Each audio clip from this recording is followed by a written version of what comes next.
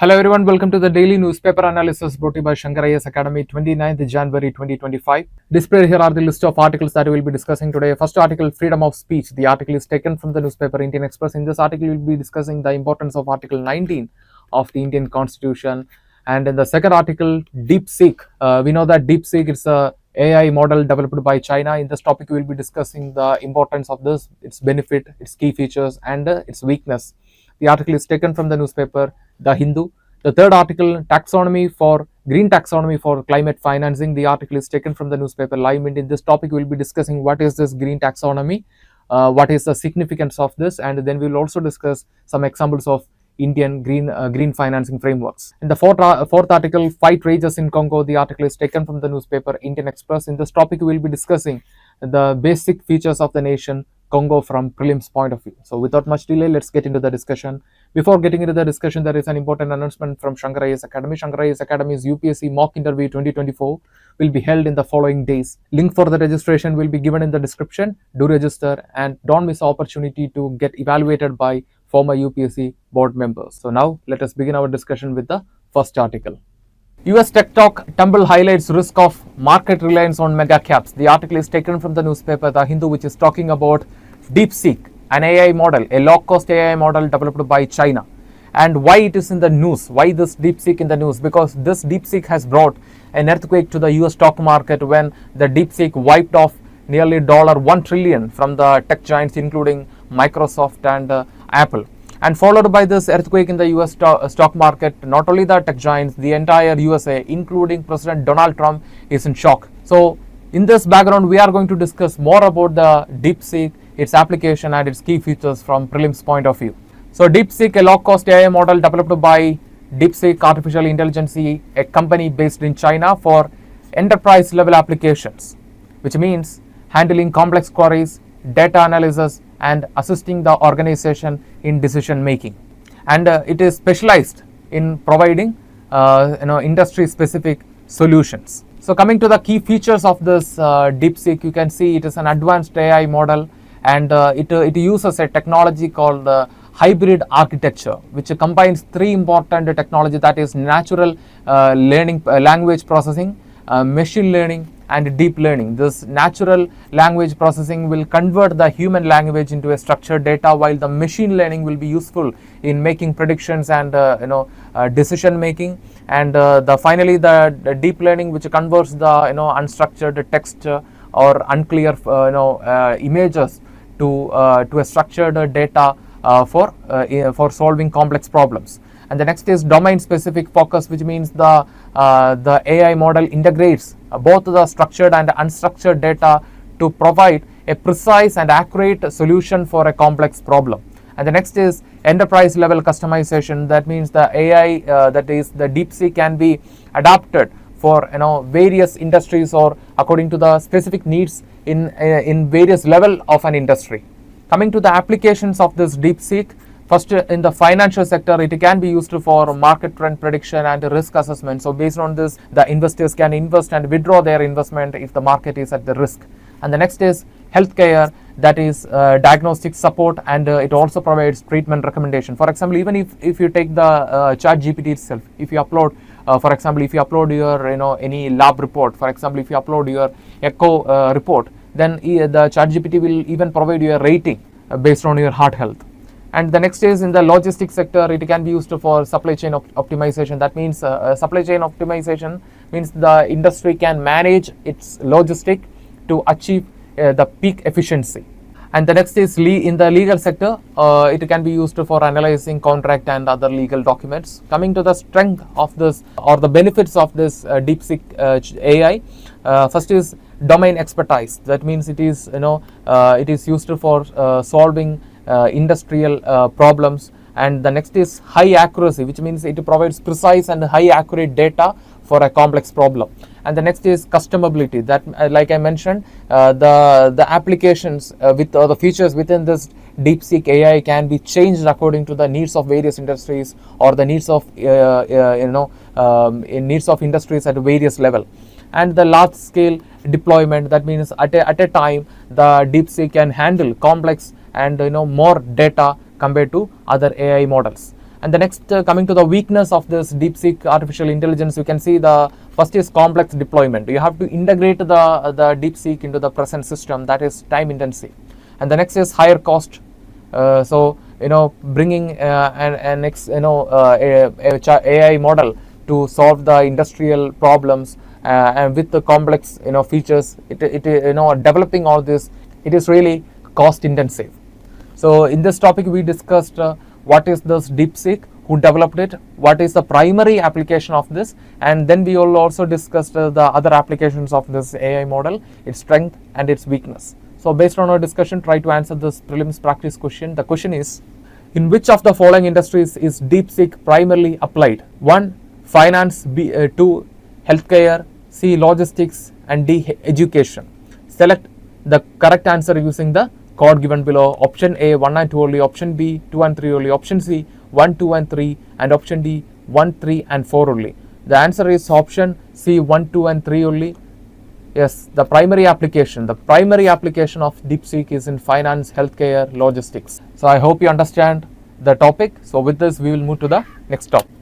Experts bat for green taxonomy for climate finance. So in the MINT BFSI summit, the experts supported green taxonomy and new risk management for management model for climate financing. We know that the climate change is the biggest challenge, accelerated climate change is the biggest challenge, and one of the policies to combat this climate change is nothing but the climate financing. So climate financing is very important for resilience building, but at the same time this climate financing has its own challenges. For example, misuse of the fund or inappropriate utilization of the fund and other scams associated with the climate financing. You might have heard about certain terms like greenwashing and all.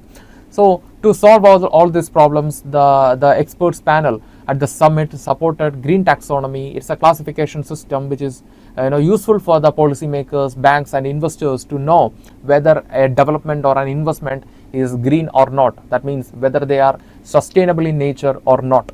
So coming to the climate financing challenge. So according to the RBI estimation, to bridge the climate finance gap, we have to spend around 2.5% of our total GDP, and in the current scenario, the energy sector climate financing is standing at the total 8% of the banking finance and 0.5% of the total bank credit from the last year according to RBI. And green taxonomy, we discussed the term in the beginning. It's a classification system for to determine whether a project or an investment is environmentally sustainable or not. And coming to the key features of this green taxonomy, it provides a clear criteria for green projects based on the classification, and it aligns with the net zero goals. We know that India is committed to net zero 2070, and it supports risk assessment and decision making. Yes, based on the classification, the experts or the policy makers can assess the risk in a project and they can take a decision according based on the investments and all. And the next is facilitates other initiatives like green bonds, and it supports other initiatives like green bonds and sustainable financing.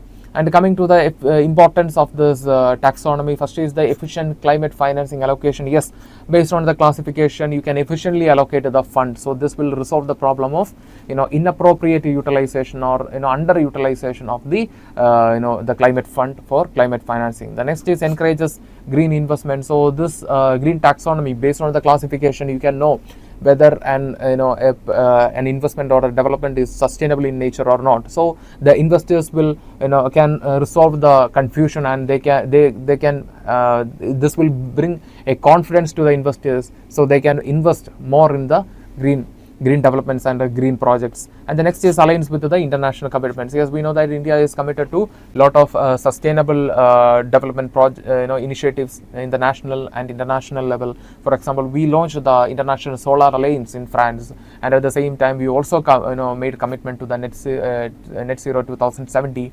So in that way, this green taxonomy will through resolving the problems in the climate financing, it is aligning with the international sustainable commitments of India.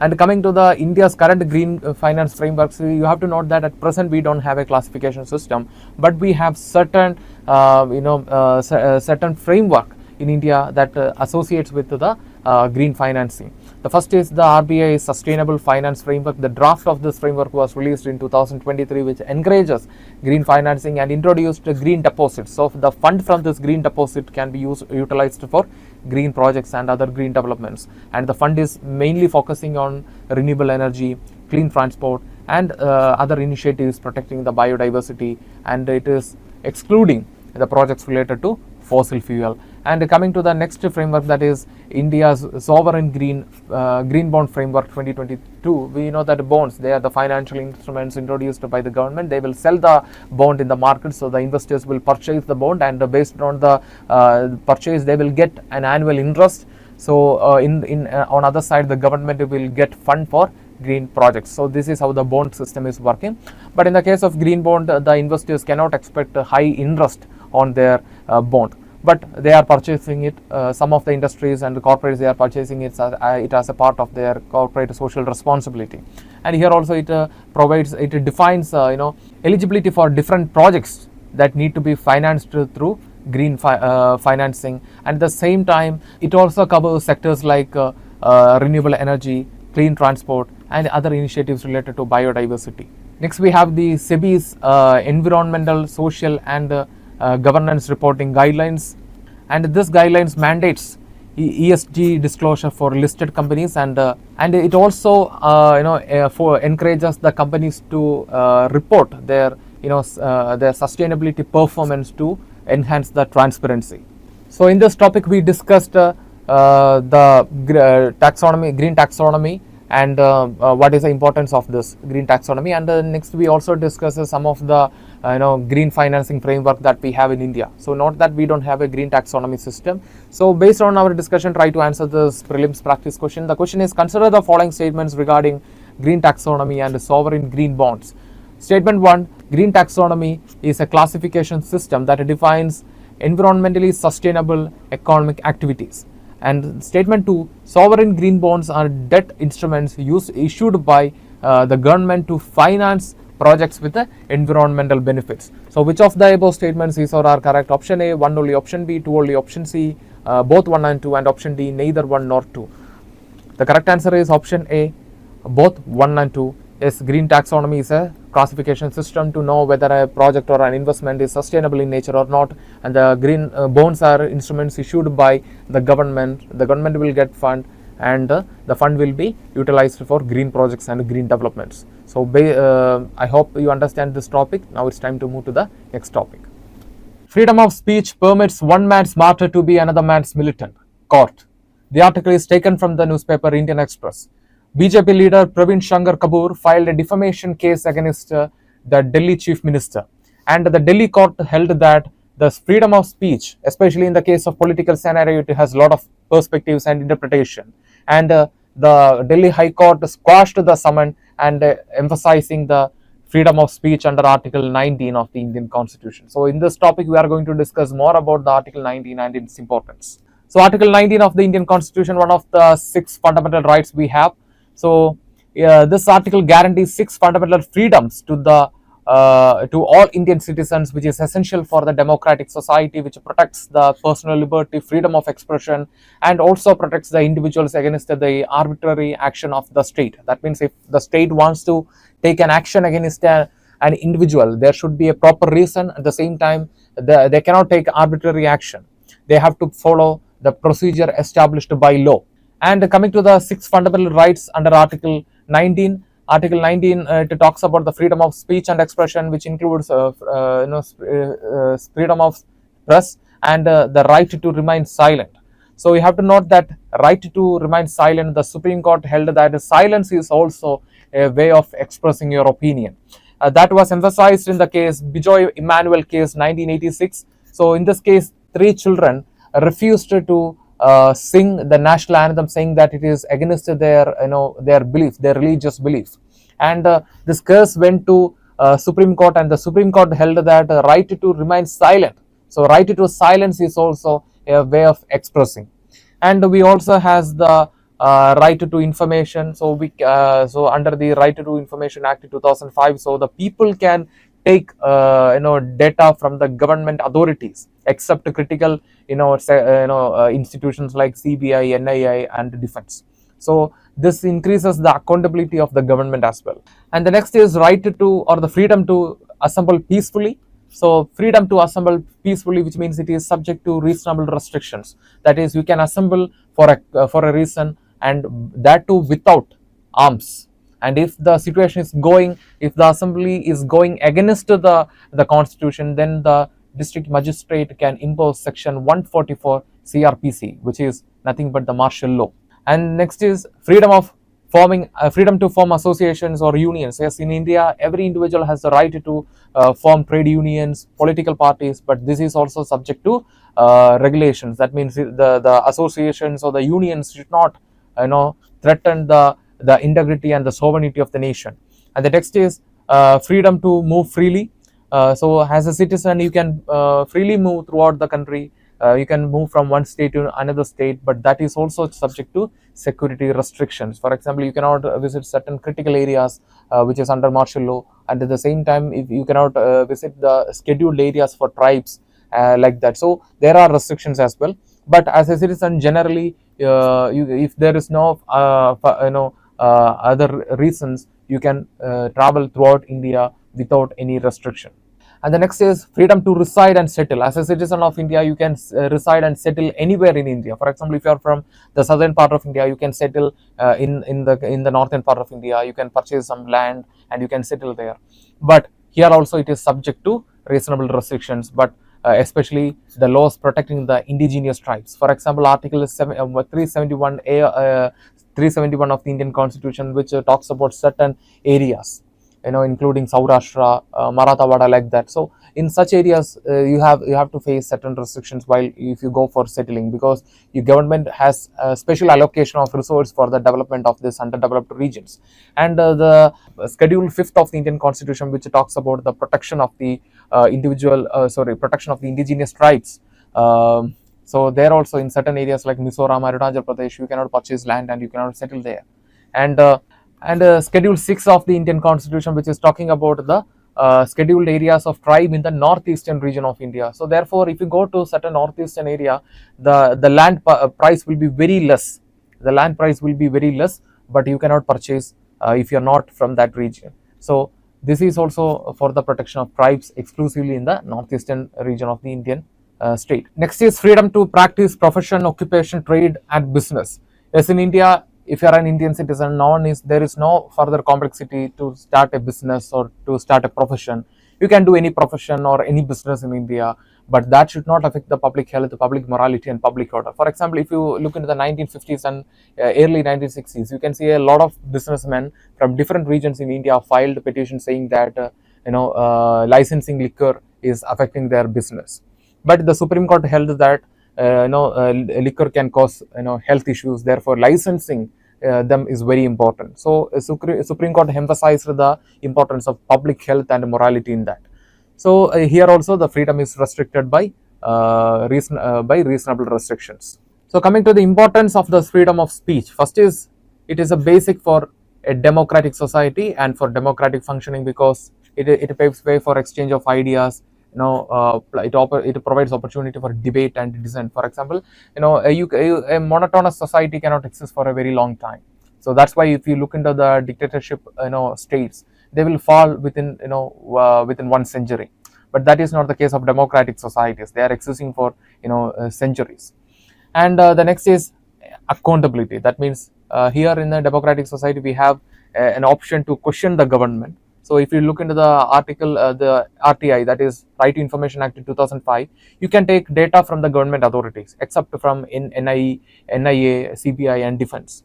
So it increases accountability. If the government will always, they will always conscious that the people will question the government under the right to freedom of speech and expression. The next is human development. Yes, the freedom is a foundation for all type of human growth and development. Therefore, without freedom of without the liberty or without the freedom of expression, you cannot learn anything. You cannot correct your mistakes.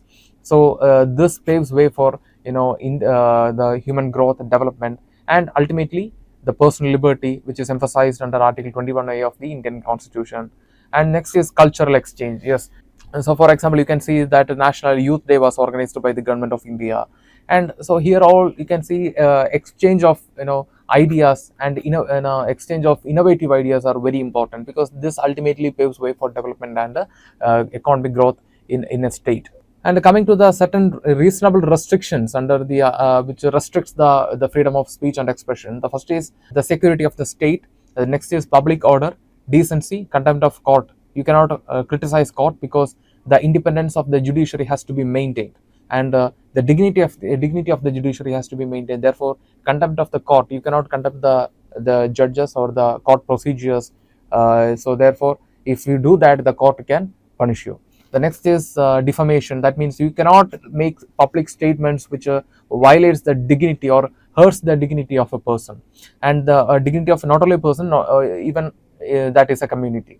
And the next is sovereignty and integrity of the state. For example, if you're organizing a union, or you're forming a group, but ultimately that should not threaten the integrity of the sovereignty of the state, and your expression of speech or in any manner that should not affect the India's relation with the other nations. For example, if you're making a public statement about president of another state, that should not affect the for example, Indo-American relation or Indo-Russian relation, like that. So you have the right to criticism. You have you can criticize the the art. You can criticize the government, but that is not absolute. That is under the reasonable restrictions. And coming to the second certain important judgments related to the Article 19. First, we have the Ramesh Thapar was the state of Madras.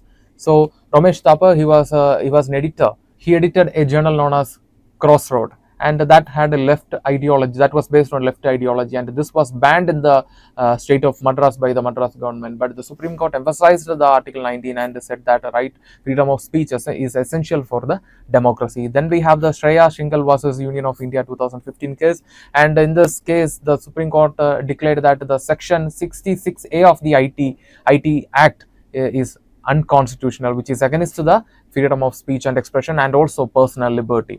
And next is S. Rangarajan versus P. Jagjeevan Ram 1989 case. So in this case, S. Rangarajan, he was a producer of a Tamil film known as Oreyoru Gramathile, and this film was talking about the reservation policy, and the state of the Madras restricted screening this, and not only the state of Madras, the Central Board for Film Certification also restricted the film, and S. Rangarajan approached the court, and the court upheld the Article 19 and allowed the screening of the film Oreyoru Gramathile.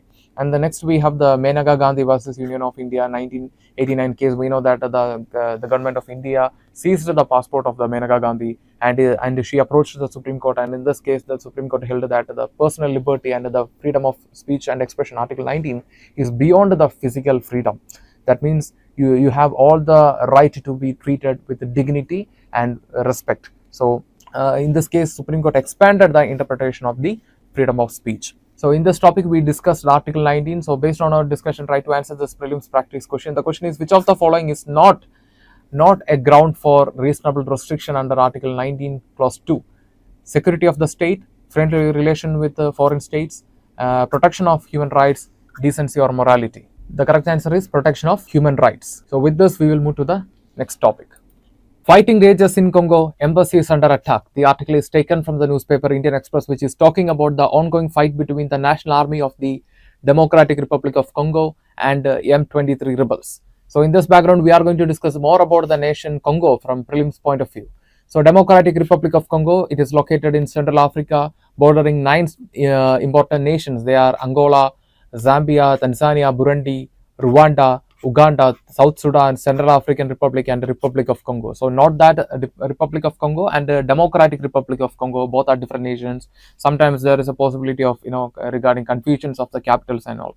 So look at this map. Here you can see the Central African Republic, South Sudan, Uganda, Rwanda, Burundi, Tanzania, Zambia, Angola, and Republic of Congo. So here you can see the Democratic Republic of Congo is acting as a connecting hub between all these nations. And coming to the capital of the Democratic Republic of Congo, this is the capital is Kinshasa. So it is the largest city known for its political, economic, and cultural importance, and it is located on the bank of Congo River, which is opposite to the Brazzaville, the capital of Republic of Congo. And coming to the important geographical features of the nation, the first important geographical feature is the river Congo itself. So it is a second longest in Africa and deepest in the world, known for its for transportation, water and water resource and hydroelectric potential. For example, the dam, Grand Inga Dam, is constructed on this Congo River only. And the next important geographical feature of the nation is the tropical rainforest. So it is the Congo has the second largest tropical rainforest globally after the Amazon basin, and it is rich in biodiversity, supporting variety of species including gorilla, forest elephant, and okapis. Coming to the important national parks in the nation, Virunga. This national park supports mountains, volcanoes, and known for gorillas, and it is UNESCO recognized. And then they have the Salonga. It is a second largest tropical rainforest reserve in Africa. So Salonga National Park is the second largest tropical rainforest reserve in Africa, not in the world. So don't confuse it. And coming to the lakes and mountains, important lakes are Tanganyika, Albert, and Kivu, while the mountains of Ruwenzori, they are also known as the mountains of moons because their peaks are always filled with ice or snow.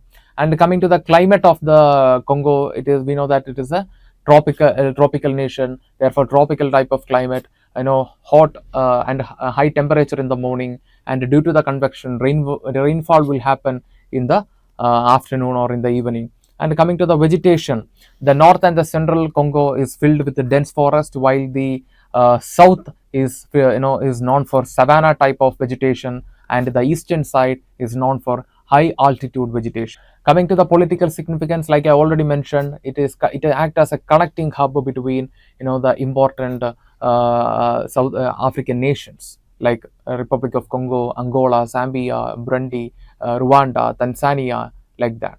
And coming to the mineral reserve or the mineral wealth of the Congo, which makes it more politically significant, it holds nearly 60% of the world's cobalt reserve, and leading exporter of other significant minerals in and like copper, significant minerals like copper. And Congo also plays a very important role in copper and diamond market.